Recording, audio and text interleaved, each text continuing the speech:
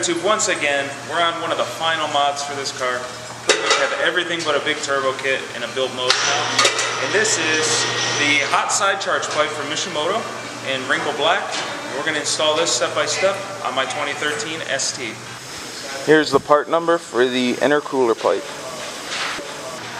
Get the car off the ground so you can get underneath. This is an intercooler pipe we're changing, along with this coupler and the coupler that goes up in there with the turbo. Remove the clamps. You got one on each end of the coupler, so loosen those all the way. Use a 13mm to remove the nut that holds on this bracket towards the back. Use a 10mm to remove the bolt that holds the front bracket on the intercooler pipe.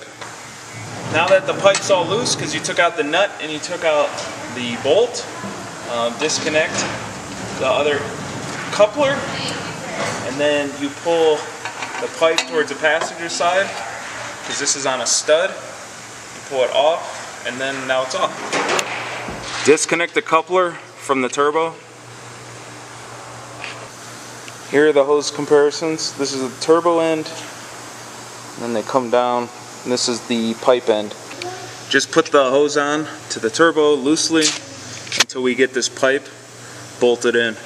Here's the comparison between the two the factory hose here and the Mishimoto one here.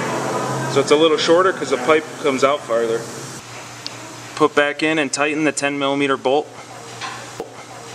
Put on and tighten this 12mm nut, and now your pipe will be on solid. Tighten both clamps on the back coupler that goes to the turbo. Make sure that the clamp is on the inside of the bead, otherwise it'll pop off. Do yourself a favor for working with the intercooler pipe. Just remove this piece and then you can get to it no problem. Now install and tighten the two clamps on the front hose coupler. That's all there is to installing this pipe. Super high quality. I like the Wrinkle Black finish, turns out real good. And the couplers are made of high quality rubber, so that's totally cool. I wish they would have came with T-bolt clamps instead of these normal clamps, but that's really my only complaint. If you want to upgrade to T-bolt clamps, just go ahead and pick up a set. I'd like to thank everybody for checking out my video. Until next time, wrench on.